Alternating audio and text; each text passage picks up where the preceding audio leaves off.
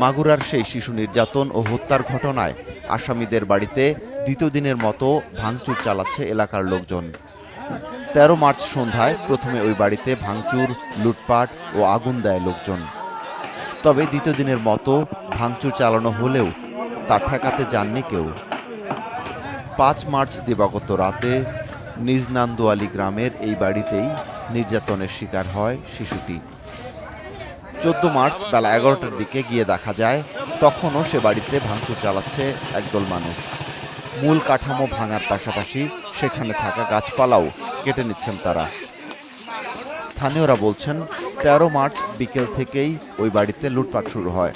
প্রথমেই দরজা জানালা ভেঙে বাড়িতে থাকা জিনিসপত্র নিয়ে যান কেউ কেউ।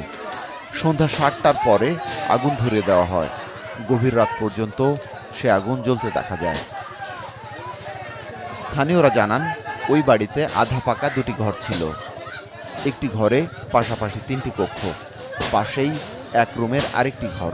সেখানেই মা, ২ সন্তান, এক পুত্রবধূ ও স্ত্রীকে নিয়ে থাকতেন মামলার মূল অভিযুক্ত হিটু শেখ। ঘটনার পর হিটু শেখ, তার স্ত্রী ও ২ ছেলেকে গ্রেপ্তার করে পুলিশ। এরপর থেকে ওই বাড়িতে হিটু শেখের বৃদ্ধা মা একাই